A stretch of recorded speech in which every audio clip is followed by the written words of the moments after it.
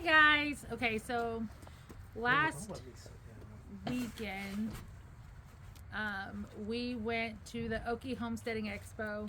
We apparently filmed over 2 hours worth of footage, and in everywhere where we filmed, it was windy. There were, of course, a lot of noise pollution going on. So we're gonna redo it. Yeah, we filmed on our action camera, and I really, at this point, should have learned better than to film stuff that we want to use on the action camera, because the audio quality is terrible. It ruined a ton of the cruise footage. The intro we did out at the Okie, and then the driving on the second day and at the end of the second day were also ruined by the audio that it picks up, because it picks up everything but our voices. So, anyway, Okie Homesteading Expo. But luckily, it's just us talking about our experience. We didn't film any of our classes, just what we took away from each class. So we're just going to kind of go over. I took pretty good notes about what we learned. Our first class was the grass-fed family cow with Sean and Beth Doherty, I believe it is Doherty. Something like that. I have their card in my wallet, actually. It's Sowsier Farm. They're out in Ohio? Yes. Yeah, Ohio River Valley. And they were our favorite speakers over the course of the whole event. We saw them twice. They had 3 speaking slots. We went to 2 of them. Yep. And they were great. I thoroughly enjoyed them. They did the the family homestead cow. And their concept is really good. It's one cow to feed your family and all the things that encompassed, which I had my least favorite part, that if you're going to get a cow, and it's going to be a dairy cow, and you're going to milk it every day, and you're going to get milk from it, you have to get a pig. You have to get a pig. Because on your first day, cool, awesome, I have milk. On your second day, it's, wow, this is a lot of milk. I should make some cheese. On your third day, it's, what do I do with all this milk? Because a Jersey, a full-size American dairy cow will produce up to 3 gallons a day. Right. And I don't know many families consuming 9 gallons of milk a day, ours included, or 3 gallons a day rather. Yes. So that some really cool things that they talked about was that 95% of everything consumed on their farm, not just by them, but also by their livestock, is grown there, which was super cool. 95% is a crazy high number. And they spoke on it in the second day, what that other 5% is, and it's Shiner Bock, it's coffee, it's... I would assume stuff like sugar. Yeah. They do they actually said that they get their wheat from someone else. I don't know if that's trade, because I assume the 95% would not include something that they've traded. Yeah. But stuff that they've had to pay basically cash for. But yeah, she had mentioned beer. She had mentioned wine. She's like, I could grow my own, or I could just go buy a bottle of wine. But they don't eat a lot of bread, was how they really pull that together. Is they're a big potatoes family. They grow a ton of potatoes a year. 2,000 pounds of potatoes a year. I don't know what he's upset about. But yeah, so they're raising and milking every day, and they really went over a lot of the ins and outs of that process. Rotational grazing,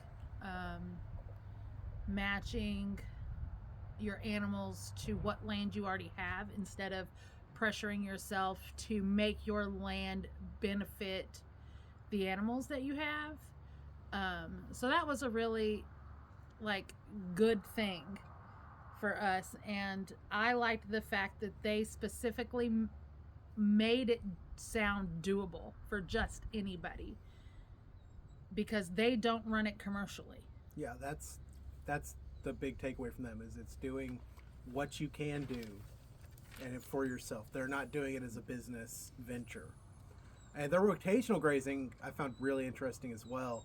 She was talking about the size of the paddock they use for one cow being about 30 foot by 30 foot. And we went out and measured that in the pasture that we have, because we have a approximately 2 acre cleared pasture here on the property. you could move a cow a lot of times out there at 30 feet by 30-foot square. And you only need one strand of perimeter one fencing to contain a cow. I guess with a calf, you might have to have two, one higher, one lower.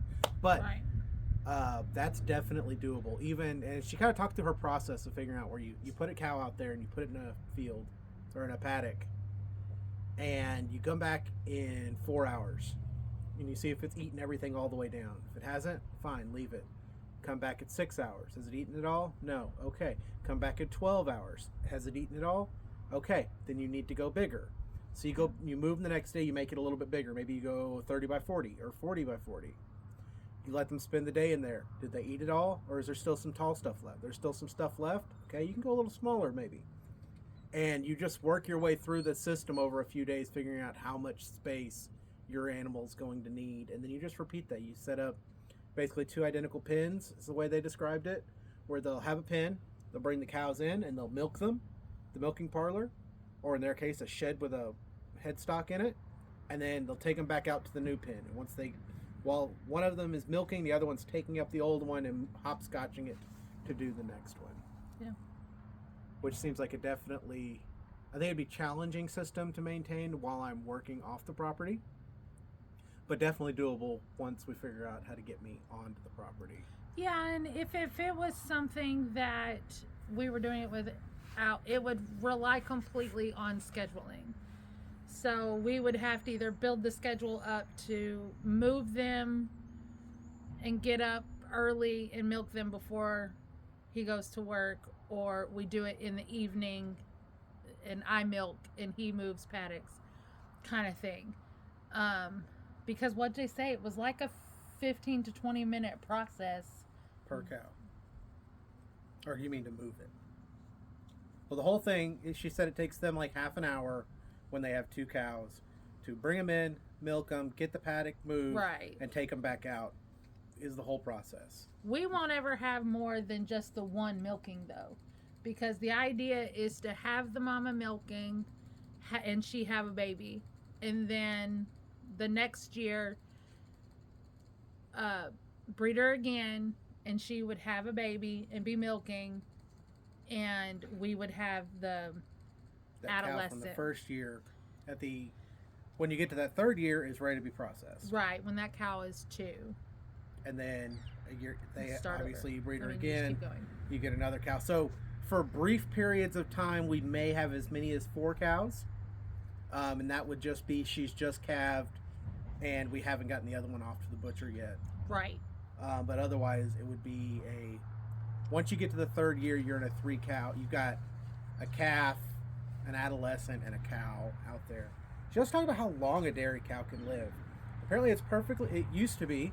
That was another thing to talk about, was getting back to the roots of homesteading and what it was for our grandparents, which is what inspired them to write their book. Was they decided they wanted to do that, but there was no real information or documentation on how to go about getting back onto that track.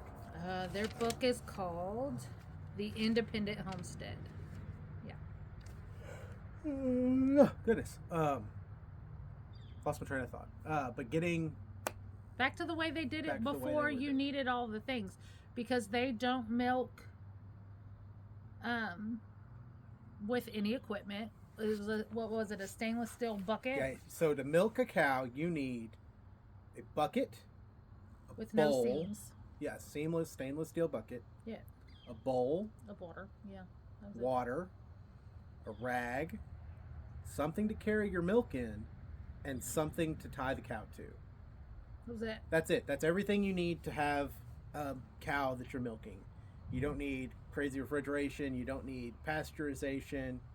You need to clean the cow, milk the cow, turn the cow back out into the field. And I could even milk in the field. We could switch paddocks, tie her up to one of the T-posts, and milk right there in. And they talked about, and it's recommended to have a stool. Yeah. And they talked about it, how they did for a while milk in the field. They wouldn't even bring the cow in. They'd go out to the cow, milk it there, and then they'd come back in. And they found that they didn't like being all-weather milkers, is what they called it. Yeah. So when it's raining, that rain's running down your back. When it's hot, in your water, the sun's or in your blowing milk on too, you. because then it's no good. And she just said they didn't like dealing with it in all the weather. So they built a little shed that they bring cows to now, just a little carport almost with a one wall on it and a place to tie the cow up. Yeah. That was really good. They talked about how everything that comes from your cow can go to your pigs and chickens. Yep. And storing the milk when you're getting those large quantity of milks, it doesn't have to go in the fridge. It can stay on the counter, and it'll go through the normal process that makes milk into sour cream, makes milk into yogurt, kefir, all whatever. Yeah. But yeah, the biggest part of it is having the recyclers, which is your pigs and chickens, that all that extra stuff can go to. Yeah, no, they were our favorite speaker. Thoroughly enjoyed them. We still haven't looked up their videos. They have no social media, but they did post give the information to somebody who they'd filmed like 6 videos with. Yeah. They were super cool. So after them, we went over to the barn for a meat goat talk with Dwayne Hall. He is trying to get into social media. We've watched a couple of things with him. He's a really cool guy. He was very, very honest, and was like, if you don't have the patience, don't get goats. Yeah, he did a very good job of selling not getting goats. He did a great job of describing why you shouldn't get goats, from somebody who has goats, raises goats, and goats is what he does. Right. Very storied background behind the guy. But a lot of what he does is not homesteading. He runs a meat goat business. It is not done as a homestead. It's not what homesteading is, in my opinion. It is a business. It's a direct-to-consumer goat meat is what he does. He's running... Well, they do a lot of classes. He does a lot of... he does a lot of things. Hoof trimmings and stuff like that. Some of the videos we watched, he made his chicken scratch. So he lives on a farm. Yeah, I'm not saying he's not qualified to speak. I'm just saying that his experience on the topic was that of someone running a goat meat enterprise, not I have goats for meat on my homestead. And that was one of the things we took away from it, is we could tell people that did things for commercial money-making purposes, and that's not what we're trying to do. We took away knowledge from everything. Yeah, everything we did. There were 3 classes that we did that I don't think there was a ton to take away from for me, but there was something to take away in all of them. Yes. But yeah, the meat goats. He gave us breeds to look into. Yeah, there was all sorts of good stuff breeds there. to not look what into. Were they called? The Tex-Mex? No. Tex-Master. Tennessee, goats. Kiku, Savannah are all breeds we shouldn't get, and don't get any yard ornaments. Yeah. Yard art. He was very big on not getting yard art, which are the dwarfs. The dwarfs and the pygmies. They're great for petting zoos and yoga, but they're terrible for meat. They're terrible for milk. And no matter what fencing we choose, they're going to get out. Yeah. You're going to be chasing goats. Now, goats have a lot of value. So like I said, we have 2 acres of cleared pasture. This property is 13 acres. It's approximately 5 acres of cleared, and the rest of it is treed. Heavily treed, bushed, I wouldn't call it overgrown, because I don't particularly find most of our property is overgrown. Most of our property you can walk through. There is a big section up in the front there that you cannot surpass, and there is a section over here in the southeast corner you cannot walk through. But otherwise, you can walk through everything. So I wouldn't say it's overgrown. It's out of control, but it's not overgrown yet. But that's a great use for goats, is to be able to get them in there. And because they're browsers, they'll eat on all sorts of stuff and clear it up and clear it out for you. I think we'll end up with goats. I think we're going to end up with a couple. Yeah. I think the goal would be to raise one, like a mama and her babies, to get goat's milk and then sell the babies, and kind of go back and forth with that, and put them in the areas that we need help maintaining. Because we have a lot of areas that are overgrown with kudzu, and kudzu is so invasive, and we're starting to lose trees to the kudzu. And I think getting, like, maybe, I don't want a buck. Apparently they smell horrible. So if I can rent a buck to mate and just have maybe 2 girls that we mate each year, because they do have to be in a herd, but 2 is fine, because then once they have babies, there's more of them, and kind of thing, and be able to put them in areas that need to be cleaned up so bad. But I definitely think they will be one of the last animals we get. We like goat's milk. We like goat's cheese. But I think goats are going to be a pretty involved process once we get to it. I definitely think a pig is probably going to be the first thing we get into. Yeah.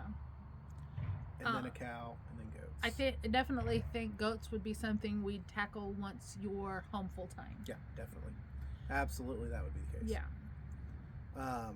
But they're very food driven. Yes. So if they were to get out, we would probably have special treats set aside to bring them back in. Yeah. Our biggest challenge with all the livestock animals is that we're 3/4 fenced. So we have fence to the north, the south, and the east. But there's nothing in this west tree line here. Right. Except for a river. But if the goat or a cow got down in there, they can go north or south along that river to anybody along here's property. So that would be a problem. And the other problem is we have a highway to the east. So we've lost 2 dogs to that highway, unfortunately. And goats and cows getting out there would just be an even bigger disaster because they're just bigger animals. But him talking about meat goats, back to the meat goats. It was interesting. He talked about having to trim. I didn't realize if you have goats, they have to have their hooves trimmed every 30 days. I didn't realize they were that much mani-pedi necessitation. Yes. To have to go and get your goats, and because like a cow, there is no trimming there unless they have a problem. But with a goat, it's get out there, catch the goat, or persuade it to come to you and trim up its foot. Doesn't seem like it's a large process, but apparently a lot of people pay to have that done. And for the same reason that I don't like big dogs that have to be groomed regularly, professionally, the biggest problem with horses, multiple people talked about horses. If you want to have a homestead, don't get horses. If you have a horse, get rid of it. Because we have tractors if you need something to pull something heavy, but otherwise you don't need a horse. They just cost money. That's all they do. If you like horses, cool. Make a friend who's got horses. That's exactly what somebody said. That's exactly what they said. That's what Sean said. Which is a shame because I love horses, but I get it. Yeah. The goats were cool. He talked about them a lot. He raises his to 100 pounds, which is interesting.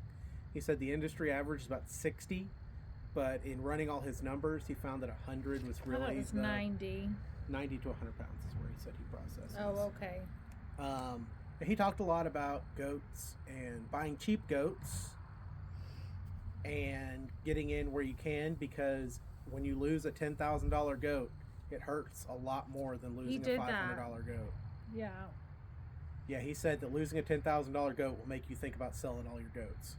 And he talked a lot about the fact that schedule your breeding based on what your best weather is and stuff like that. He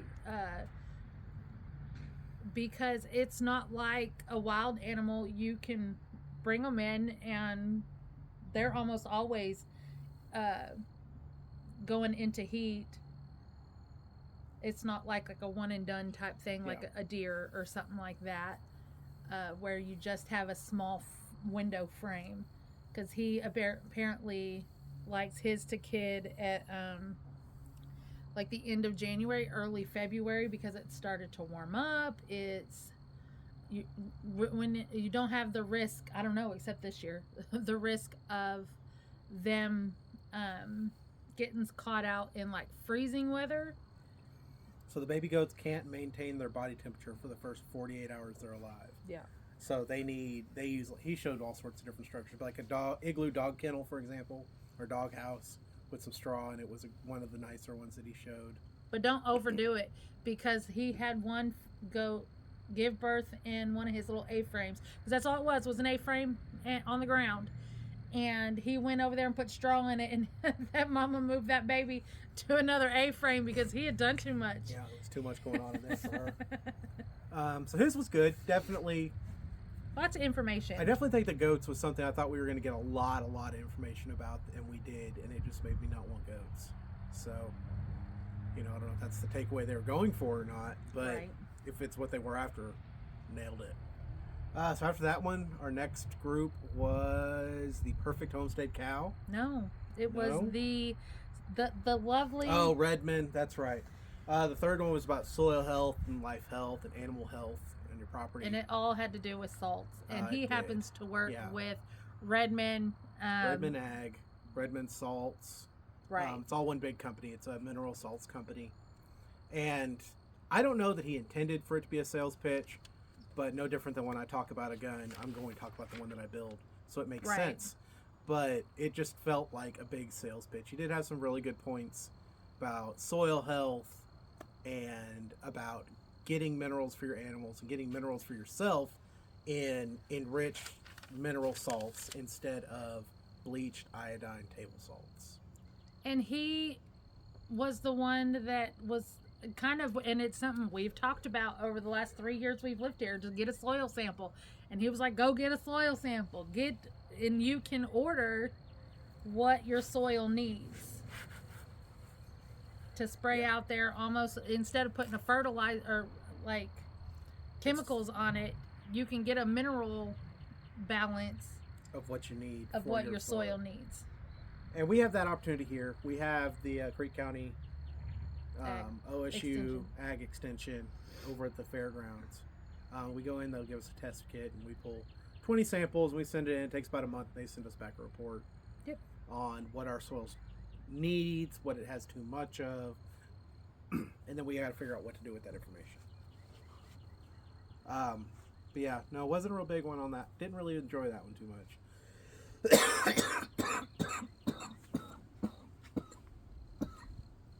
But after that was the Perfect Homestead Cow, which is one that I was particularly excited about because I assumed it was going to be about Dexter's. Yep. And then it was about Dexter's. But unfortunately, they never actually answered the question, why the Dexter's the Perfect Homestead Cow. They gave a lot of great reasons for why Dexter's are great. Yeah.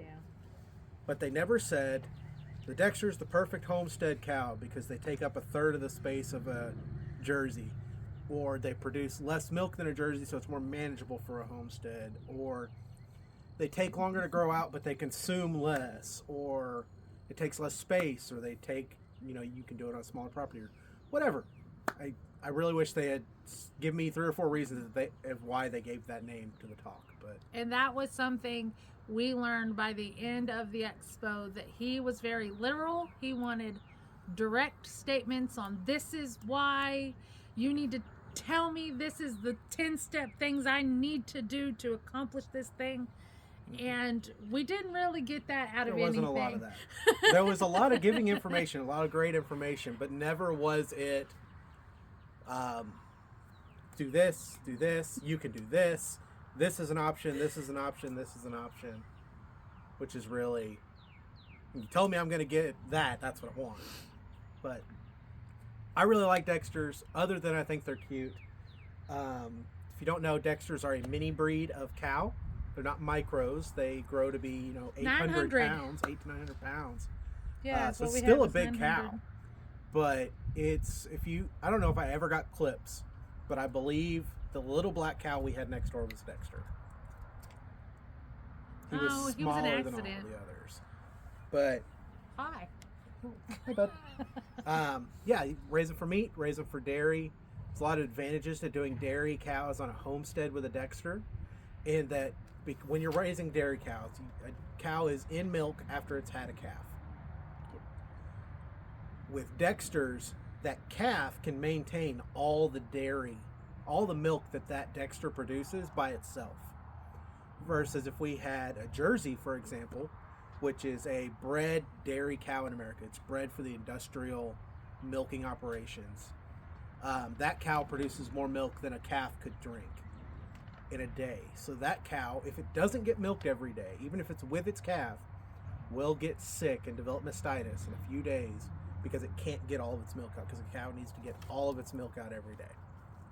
Versus with a Dexter, they're smaller, conventional breed, so the calf can maintain itself. So for example, we're going to Colorado in a couple months for a week for our middle son's graduation.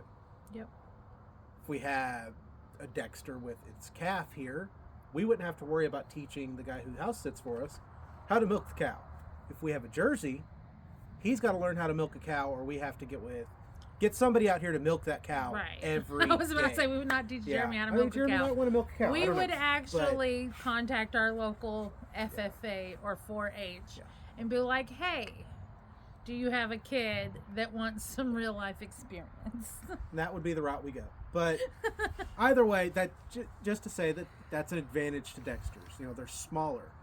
A Jersey, I have to load it into a trailer. If I want to take it anywhere, it's going in a trailer. You know, a full-grown Jersey cow is 1,800 pounds of cow. If not more, yeah. With a Dexter, I can load it into the bed of my truck. It might be a pain, but I can do it. In the back of a truck. You can go, when you get your Dexter, you can go in your sedan and put it in the back seat, which is a problem for a lot of folks. I don't know where he's getting this information because we didn't talk about this. From watching other videos about Dexters. Oh, okay. Well, but you're back on track. track. I'm off track. I'm sorry. But they gave a lot of great information about Dexters, the amount of space they need and whatnot. Don't know if that's the breed because they are one of the more expensive breeds to start in. But it will be one of those things when it's time. It will be one of the top ones to look for. We have a couple of other breeds because I'm not concerned about the leaving because we have a very big 4-H program in our area. And I'm sure I could figure somebody out to come milk a cow. But well, I hope so. Otherwise, we ain't leaving. Well, we also don't travel too far out of the area. Not out of the area. I'm talking about we don't go far. Like we're going on a vacation for graduation. Usually it's just the weekend to Texas, so it's a little different. The last class of that day was the foraging class. Oh, I love that class. She didn't.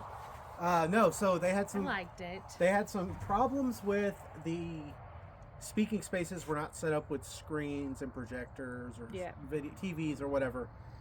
So we knew we were doing a foraging class, and we knew it included a walk. We had no idea how either of those was going to go because we're at a fairgrounds. It's mowed grass.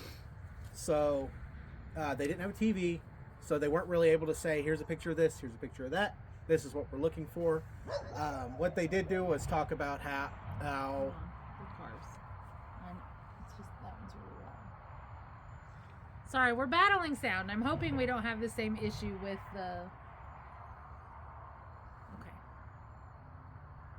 Okay, that was a loud car. They talked about how there are, I forget now, I think it was 13 different plant types. Yep. That if you learn to determine these identify, that's the word. These groups, that it gets you to about 35,000 plants. Yep. Of the 255,000 known plants out there, so it's a pretty good chunk of it. But the big ones that they hit on was mustards and mints.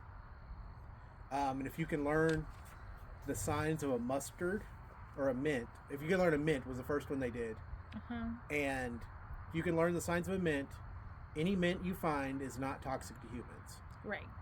Any mustard you can find is not toxic to humans. So a mint has a square stem, it has offset leaves. Not offset, parallel leaves. Parallel leaves. See, 2 leaves go like this, then 2 like that, so on and so forth. Yeah. Square stem, and flowers that look like they're going like this. Rawr. We have a lot of those. mint. And he walks around here nonstop like, this is mint. We have a lot of mustard. Most of the stuff that shows up in the yard is mustards or mints. Yes. In our yard anyway. Yep. So that was an interesting class. We didn't stay too long into the walk because I couldn't hear them, couldn't get close enough. It was just kind of a giant group of people standing in a field talking about nettles and whatnot. And they had 10 kids. Yeah. And all 10 kids were also in our group. But I think determining the 12 will make foraging, being able to identify the 12 groups or genos, would be interesting because 35,000 plants, and a majority of them are edible, would be good to good to know, because like we have 13 acres. There's bound to be Something a good handful. But the mustard I picked up today did not taste good. No. Tastes like grass. In fact, there's only a few mustards in the mustard family that actually taste like mustard. So, and mustard flavor that we get is actually from the seed. Yeah. Not from the leaves. That's anyway. Why I ate the seeds in the one. All right. But, so that was day one. Yes. We drove home, you know, it's an hour and a half out there, hour and a half back to Pryor. This is Tulsa metro area. We live here. Pryor is here. Yeah. So it was a drive. It was a good drive, but we were like, there were people that apparently come from all states. This was a big there were expo. A lot of states represented. I guess there's one in Louisiana, there's one in Arkansas, there's one in Missouri, there's one here, there's 2 or 3 of them in Texas. It's kind of this south central, what I would call the south central region of the U.S. is really where a lot of it is, which makes sense because the best homesteading area is kind of the northeast Oklahoma, Arkansas, Kansas, Missouri. This whole section is largely looked at as one of the better places in the U.S. to homestead. So that makes sense. And Ohio. I feel like a couple of people There's a lot of people there from Ohio. Yeah. So then day 2, we drove back out. We had some great coffee. Stopped at a little local coffee shop there in Pryor. Thought we were going to have coffee at a guy named Dave's house because we were just in the middle of a subdivision. Like, there's houses everywhere. There's a school. And then we pull up to this little coffee shop in a shipping container with a daycare next to it. Yep. It was very good coffee. It was really good. Excellent. They had a lot of specialty stuff in there. It was excellent. But then we drove over and did our actual event. Yep. And first one of the day was what? Feeding the Family from the Farm. Another one of Sean and Beth's classes. Really enjoyed this one. It gave us like a different perspective, and it made me want to buy their book. Because they're very centered on don't grow what you don't eat. Figure out what you eat, what your animals consume, what they need, and grow that. They particularly like squash. So what was the name of that squash? I don't remember the name of that squash. I have some seeds for it. But they grow to be 5 foot tall. I'm trying to see if I wrote it down. And once they're grown and you harvest them, I guess they just take it and they cut off a few slices of it a day. And when it starts to spoil, it goes to the... Mangles? Does that sound right? No, that's the radish. Oh, okay. I wrote mangles. I got seeds for those too. I don't remember what it was called, but they gave me seeds for both. But yeah, they talked about a bunch about the things that they grow to feed animals on their property, and a lot of what they grow is grass. Because a lot of their animals are cows. Their cows eat grass. Their chickens eat grass. So she specifically said you need 2 cows a year, or they consume, or humans consume, the 2 cows a year, 3 pigs, the 1 ton of potatoes, and then you grow your staples, and then salads year round is what they consume as I meant to ask them, but when we went back to talk to them, it was just their son. I guess we could have asked the son. Once again, they had a whole slew of kids as well. But if it was just that was the number for them, because I feel like 3 pigs is a lot. That's a lot of pork. A very lot. But they may have adult kids that live on their property, and that is a family's, not just the 2 of them. But 2 cows a year and 3 pigs a year just seems like a lot. They got to be sharing. Yeah, they have to be. Because we could eat on 1 cow a year. For the 3 of us, yeah. The only issue with 1 cow a year is you only get so many steaks, 2 briskets, 2 or 6 roasts. Right. So, that's an issue. But other than that, you can buy those specialty cuts. Oh, are goodness. you okay? I'm not okay. No, actually, glad you asked. You need to take a break. No, so that's really interesting. And then grass was the biggest thing they talked about. Was getting your animals on grass. Mm-hmm. And I'd love to do that with our chickens. Unfortunately, they would all die if we put our chickens on grass, because I bet I don't have to. I bet I could find one right now. There's a raptor flying around here somewhere, looking for something to eat, and that something would be our chickens. They actually specifically are their chickens were on fermented small grains, green manures, corn, sorghum, sunflower seeds. That's all stuff you can grow, and buckwheat. Yeah. So that was all stuff that they grow that are specifically there to feed their chickens, and then on top of pig scraps, because she said they don't feed their pigs pig or their chickens chicken, but they feed the everything opposite. else. Yeah. So the pigs get the pig, or the pigs get chicken, chickens get pigs. And that's from like butchering, because they do all of their own stuff. Mm-hmm. Oh, you're awful. That was a really good class. Yeah. Made me want to get their book, which yeah, we are. It's in my Amazon wish list. Yeah, it definitely gives me the opportunities to. They did talk about some TED Talks that have some of their supported information. More of the rotational grazing. Feeding milk to your chickens. Because the 2 things chickens need to lay eggs is calcium and protein. The 3 things in milk is calcium, protein, and water. Yep. So your chickens need all of that. We've actually been giving, I make butter each week for the week out of heavy whipping cream we buy at the store right now. But I've been giving our chickens the buttermilk, and they love it. Yeah. They're doing really well on that. Yeah. So after that, we went to the livestock guardian dog class. That was very unfortunate for me. Livestock guardian dogs that live with your herd. Yep. This was a gentleman from Texas A&M livestock guardian dog program. Yep. And we sat through the whole class, and my takeaway from it was we used to have the dog that we needed, and a livestock guardian dog is not it. Yep. They're apparently very prone to travel a lot and go searching and wander around. Well, we have neighbors here, so that's not really something we can do. We have a highway here. Unfortunately, I don't think the highway would be the issue. I think the fact that we don't have a fenced third side. So if they were to get out of like the pastured fenced in area that we have cows in, or whatever, and they ventured into the woods, it flows into what you consider public land. It's owned by the Corps of Engineers, but people go down there and fish, and it already upsets our miniature pincher when people are down there fishing. So I can't imagine the defensiveness that a livestock guardian dog would get. Luna, who was a greyhound, which is half Great Dane, half Bloodhound, would go down there and make friends.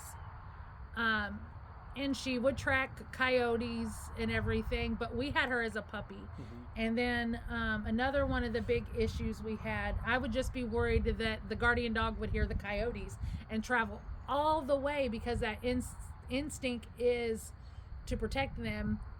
The animals would be to travel over to like the wildlife management area that's got plenty of coyotes. Yeah. Listening to him, we don't have a super high predator threat here. No. We've had a handful of coyotes. We have one coyote I know of right now. I just saw his scat the other day, so I know he's still here. Yeah. That kind of meanders the north side of the property from time to time. Yeah. We've seen one down here on this side. We had one that Luna got a hold of, and that coyote is not with us any longer. Yeah.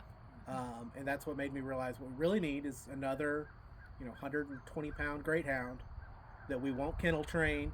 She'll live on the porch. So if there's something going on with the cows out in the pasture, she'll alert us to it, and me and the dog can go and handle that. This one we got now that's sleeping over here in the grass, he's of no use whatsoever. He sleeps in a kennel. And because he'll get eaten by a coyote. They talked about how you needed to train them with different types of animals, and multiple animals of a type. As young, like doing it when they're as a puppy. Well, we don't have anything other than rabbits and chickens at the moment. So the next step, let's say we did a pig or we did a cow, well, we're not introducing goats for a while. And so naturally, you're supposed to train them with goats or everything that you have, and or they'll just start, okay, I'm now I got to protect this specific animal. Yeah. So like the first thing we get, if we don't get lucky enough to get a mama and a baby, it will just be a singular cow, because a singular cow will be fine. And it would just bond with that one specific animal, and then everything else that comes onto the property is a threat. Mm-hmm. And it's just something that we don't want to do that with a dog that's instinctual needs in life are to do those things. Yeah. So that was unfortunate. It was really good information. It was a really good class, a really good lesson. I really thought we were going to have a livestock guardian dog in the next few years. Yeah. Up until that class, that was the plan, was to get our next dog would be an LGD. Yeah. So it is not. Which means now it'll be a basset hound. It will be. Unless our friend... if we end up with another great hound, we'll cross that bridge when we get there. But yeah. My intention for the next dog we get will be me getting a spotted basset. I love spotted bassets. I'd love to have another spotted basset. That's the plan right now. Not you. You're not a spotted basset. You're just dumb. Leave him alone. Anyway, after that, we went to lunch. Took our picnic basket yet again and our blanket. It was nice outside. So we threw out our blanket, sat on the blanket with a picnic. I had more conversations with people about our picnic than I did the rest of the time we were there. Yeah. So that was interesting. People thought we were adorable. But after that, we went to... the dairy goat class. Dairy goat class. Oh, so this was interesting. This was two... sisters. They clearly don't normally teach the class. I believe it's their mom that teaches the class normally, but they took over for this class. Yep. And they did a great job. They talked a little fast. This was... Clearly, they don't normally do public speaking. Yep. They spoke as if they were giving a college presentation, which is the age bracket they were in, so it makes sense. They had no cards and everything. But it was class on dairy goats. We had samples of goat milk. It tastes like milk. I would not be able to tell you the difference. They made dairy goats seem a lot more approachable than the meat goats from that first talk we had, or second talk we had. And they come from very different perspectives. So they're sisters. They are both responsible for their own herd of goats, is the vibe that I got. And one sister raises them cute, cuddly, I'm going to carry my goats around. And the other one's like, I'm just going to leave you alone and your mamas are going to deal with you. Mm-hmm. So one bottle fed their babies, and the other one was like, Mom can do it, I'm not doing it, kind of thing. And they both had a different take on hoof clipping or hoof trimming. It was just very interesting how to disbud. Yep. And it was very interesting to see them. They are you could tell this was not their cup of tea, because it was like, to them to describe doing they're very disbudding, uncomfortable describing disbudding, because it is traumatizing to the goats. But in the long run, like, they had a goat that was actually there that had a horn get stuck, and it had to be either got ripped off or they had to cut it off because it was caught in a fence. And that was the only solution it had. So normally, for the safety of the goat and for the safety of yourself, you disbud unless you want horns and are willing to deal with that. But they were very much very empathetic in describing things when it came to the goats. Lots of good information. They talked about fencing. Once again, you can do pretty much any kind of fencing. It definitely they recommended the electrical fence. They were like, some goats will hit it and run away. Some goats will just hit it and fly right through it. They said the problem that they find is most goats hit the fence and then they go backwards to get away from it. Yeah. But some goats will panic and they run forward, which puts them on the other side of the fence, not where you want them. And an electric fence only works when the animal's touching it. So if they run through it, it's no good anymore. So that was an interesting... There's got to be a better way to contain goats other than concrete and steel.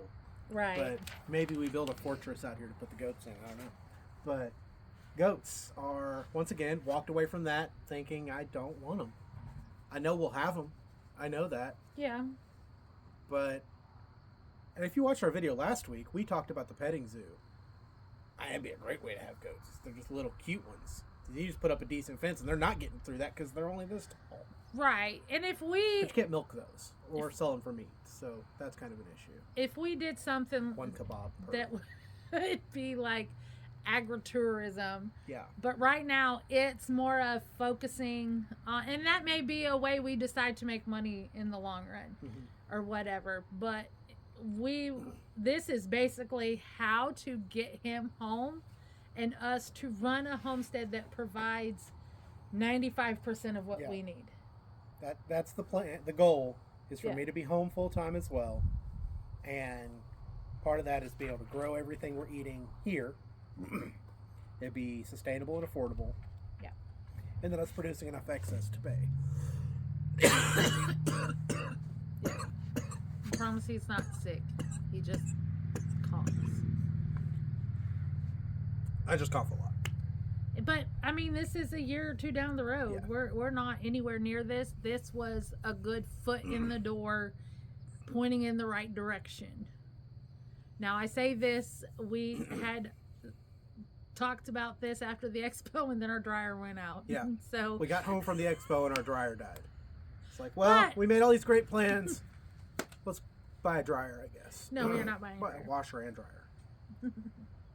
But they talked about, and it was very, very interesting because we, being in some of these, I gotta eat some more. I'll be like, we love talking to all of these people, or listening to these people talk about all the things that they do. So the dairy goats, the meat goats, the Dexter cows, and then of course Sean and Beth. Sean and Beth had a very much live off your land approach with no outside. No inputs, and then like the Dexters talked about milking cows with a milker, and then talked about mastitis,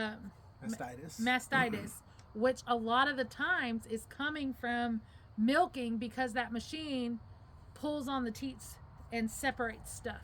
Mm-hmm. And the same with these girls with the dairy goats.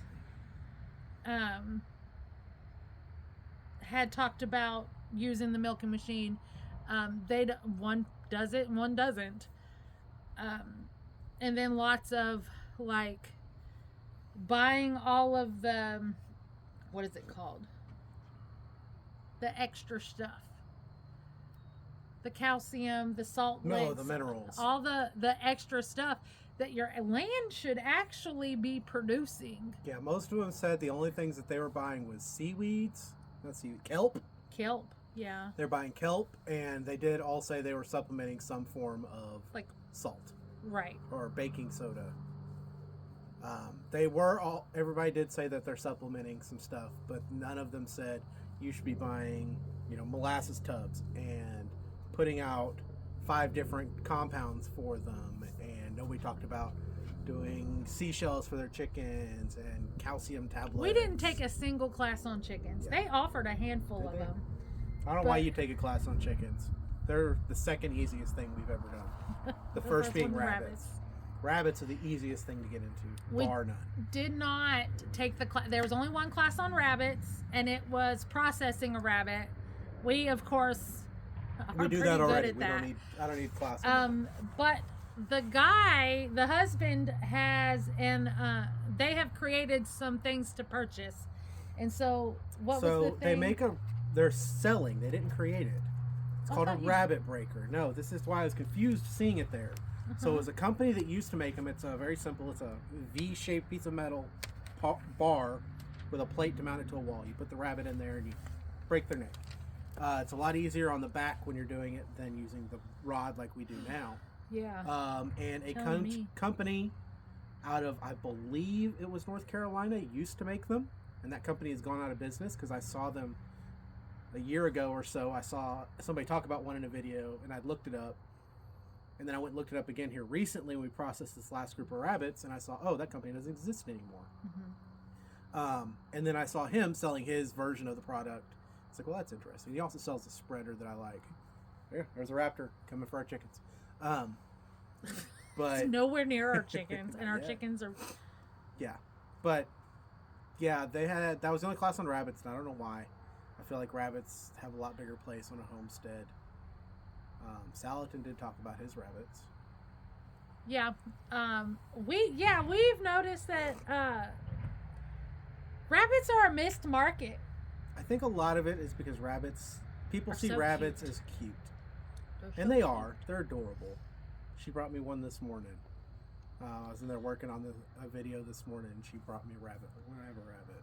Well, she had floppy ears today, but yeah, she's being cute. Whatever. Rabbits, they produce faster than chickens from birth to freezer.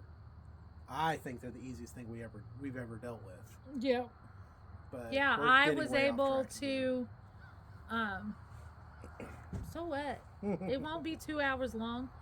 I was able to go out, feed, kind of clean up hutches, and mate the two that I wanted mated this morning all by myself. I can't do that with chickens because chickens are feisty little boogers. But the last time we had to round up chickens for the wildfire, I caught most of them. Yeah, she did. But yeah, it was interesting to see the different, I guess it's not a theory, concepts in different things, and we definitely lean more towards first of all, it's the cheapest route, which was Sean and Beth's, because I don't want to go buy a bunch of equipment. We live in a tiny house. I can't have a bunch of equipment. Our shop is stuffed. We just can't have a bunch of equipment, to be honest. Yeah. The next class. So the next class was on monetizing the homestead. That was the name of the class. That was the subject we did not touch on. We talked about monetizing your farmstead business. She owns a business where a farm hub. People from farms bring their product to her and she sells it. Talked about that a lot. And a brick and mortar. About AI and how she uses AI for marketing. Once again, for that business, not for homesteads, not for farms. She was not a subject matter expert on AI. She was not a subject matter expert on monetizing your homestead. She had some good things to say about AI. There was some good things to take away from there. And use and things like that. But she had her ChatGPT spit out a description of something for somebody and they read it. And she oohed and awed about how great it was, and folks in the crowd oohed and awed about how great it was. Yep. And I listened to her read it, and I thought, wow, if I read that, I would know you're lazy, and you use AI to write this put no effort. That is being nice. No. You didn't put any effort. This should have an AI-generated content tag put on it. Other than the fact that his strong opinion, the only thing we took out of there is that our Hidden Hollow Homestead needs their own social media pages. Yeah, we need a Facebook. I don't know if we need an Instagram. I think we need a TikTok. Yeah. Because one of the things that I have been digging deeper, because we have been posting more, is we're supposed to be posting shorts. If we ever want to monetize, we have to post shorts. And of course, get our subscribers out. And we know a lot of you guys are finding us by browsing. So we would love, even though we never say it in our videos, for you to like, subscribe, and just hang out with us as we go through all of this stuff and as we're learning. We get more views from browsing than anything. Yeah. Because I've been trying to reply back to comments, reading our analytics, because, we want y'all to be able to get things out of this just as much as we are. But, that was pretty much the only takeaway was we need some more social media. And maybe I should start teaching classes on monetizing your homestead. I'm not an expert, but anybody can do it. But if you do watch us and you live in Oklahoma and are near the Tulsa area, our farm hub that we like is what? It's Okie Mart, right? Okie Family Market in Broken Arrow. Absolutely love them. They have a variety of things. We have bought We've been there. I've been there 3 times. Yes. You've been there twice. Yes. We got her first sourdough starter from there. We bought a bunch of produce not a bunch, but we bought some produce while we were there. We got some pickles. Pickled things. As well. Yep. We got a bunch of apples there. They had a farmer bring them a whole bunch of apples that were going to go bad soon. After the season, and they were like, bring a bucket. Made a post and said, bring a bucket or a box and come get some apples. So I did. What? Okay, it didn't stop. I thought it stopped my recording there. Okay. But then we had one speaker left, which was Joel Salatin. I'm sure a lot of you know about him. The crazy farmer. The crazy farmer Lunatic, guy. Lunatic farmer, yeah. That's what it's he called. has a documentary on Angel Studios stuff about him. Yep. He really is huge in the regenerative agriculture industry. Yep. A ton of great videos out there filmed with him on his farm. And this was the one I was really hoping he was going to hit on some, you can do this, you can do this, you can do this. He did, just not specifically. Yeah. Instead, he talked about optimization and things like that. A lot of the things that he talked about absolutely apply to homesteads. They're very helpful. And from where he's at now in his homestead, it makes sense. He no longer has a homestead. He runs an industrial farm like a homestead. He has employees. In my opinion, that's the break point between a farm and a homestead. Once you have to hire people to maintain it, it's not a homestead anymore. That's a farm. But they raise 4,500 pastured chickens a year. Yeah. Wild. A lot. Yeah, a ton of them. They raise a whole bunch of cattle, a whole bunch of pigs. They do farm tours. They're on like 13,000 acres, something like that. Yeah. Huge place. I've listened to him speak before. I've listened to a bunch of his talks on video and a couple podcasts that he's been on, and thoroughly enjoyed listening to him. So. Oh, I remember his biggest takeaway. What? My biggest takeaway from him is he said we need a 4-wheel drive diesel tractor with a loader. No, he did not. He sure did. Yep. No, he didn't. Yep. He said that's something we need. He said we don't need a gator or a side-by-side, but we need a diesel tractor with a loader, which mine doesn't have. Okay, well, some of the points I wrote down because I actually took notes, and we both have business degrees. His business degree did not kick in whatsoever during this talk. Mine did. And coming in the aspects, but he also does not deal with like our financials and day-to-day homestead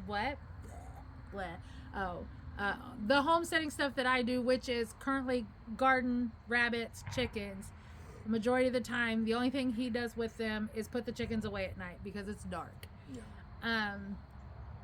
But starting, like, making what you like into something that makes money, we enjoy and find it easy to do rabbits. So it's just going to take us researching how can we make money, because the name of the class was making homesteading into a full-time gig. But how we can make money from raising rabbits or gardening. I do a lot of baking, and we have talked about doing a farm stand. It's just at this point in time, sourdough isn't the best. Us coming out of winter, sourdough's not the best because it can't maintain the temperature in my house in the winter. So if we did anything like that, it would require us getting up in the middle of the night and putting fires on and so that just is kind of hard. We've got to look at other options other than sourdough. Even though I do sourdough, it's just keeping it alive is a little harder. And scaling at what you like, and scaling at what makes you comfortable. We don't need to run 4,500 chickens. Yeah. Like, so just for example, two of my long-term goals is I want to own the property south of us, and I want to own the property to the east of us. The one to the east of us is a lot bigger challenge than the one to the south of us, I think. But he runs cattle over there right now, and that property will support 4 or 5 cows. That is the maximum number of cows I could ever see us wanting. Which one? To have in our life. 4. 4, yes. We don't want to raise cattle. We don't want to be cattlemen, ranchers, whatever. I also, based on the guy that owns, I don't want to be selling cows as an income. Yeah. Because he's retired. Yeah. He raised 5 cows. He was given 1. He bought 4 steers, and he finished them off on his property here, feeding and whatnot. And he sold them. He sold 4 of them, or he sold 3 of them. He processed 1 to keep, and he gave 1 to his daughter for her to process to keep. And he said usually when he would do that, he'd cover the cost of all of his feed and everything, the property, and all 5 cows. Well, this year, selling the 3, he just barely broke even, which is really unfortunate because about a month later, the cattle market absolutely took off. Yeah. And beef is as high now as it's ever been, and he just sold the life out of himself, unfortunately. And I don't want that to be our source of income and be sitting around waiting. Because you're ended up seeking more money in it. But if we are able to do Sean and Beth's way, where they're just eating off of the land and we're doing it the right way, it's just taking some of our own time to rotate them and maintain the land and everything like that, then we're not really out a bunch of money. Yeah. But if we were to try to do it the feed way or whatever, that's because we can't process a cow. Yeah. That we're aware of. I mean, maybe we could, yes. It wouldn't look if like I had what a cow you buy at the grocery here store. And it was dead, I could figure out how to process it. Right. But as heavy as a cow is, getting it lifted up, getting it moved, storing that meat while I'm processing it, because you don't break the whole thing down like a deer. A deer we break down in an hour and a half, 2 hours, and we're done, excluding grinding. A cow, there's a lot more of it. It's gonna take a lot longer, and we're just not equipped for that. But yeah, that was the Okie Homestead Expo. Yep. They'll be back next year. We had a great time. Yeah, we'll go back next year for sure. I think I'm gonna sell picnic baskets and blankets next year. Give me a little booth, sell baskets and blankets during the breaks, and go to classes during the event. But all in all, we had a really good time. We learned a lot. It makes us want. There's actually a Central Tech not far, 45 minutes from here. There's also a farm we've gone to that offers a homestead class. And that one, we would actually be like taking care of goats and milking goats and doing all that stuff.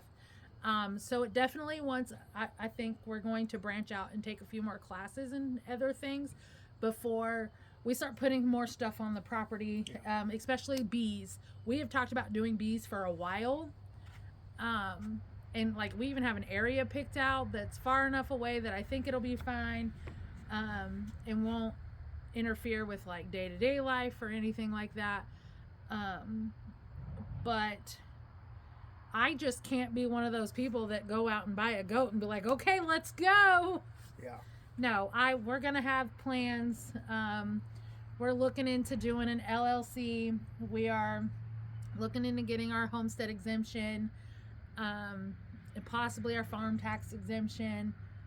We're looking and doing things to plan out what our future is going to look like, and taking these classes like at the expo is just giving us more foundation and pointing us in the right direction versus us just winging it. And I don't feel like, other than the rabbits, which was a freak deal, I didn't intend to get rabbits. I intended to buy hutches, but on the way to get the hutches, she said, hey, you want some rabbits? And she sold me what I could get for my money. And I don't normally bring in without knowing what I'm doing. There's a lot of freaking hawks over there. But I think in all, rabbits were really easy, but we can't do that with goats. We failed the first time with the pig, so we won't do that again without having the proper stuff in place. And I think taking all these classes gave us some proper foundation to get things going. But I think it really gave us some drive. Yeah, it was good. It was very good. I'm laughing at the dog. He's got a deer femur over here that he's laying in the grass. It looks like a graveyard. It does. Out here, there We are bones give the dog everywhere. the bones from the deer after we process them, and he's got them everywhere. But anyway, it's already been an hour, so I wanted to keep this at about 30 minutes. We failed that. Okay, That's well, okay. let's start over if you'll Anyway. quit rambling. We'll catch you guys later. Bye.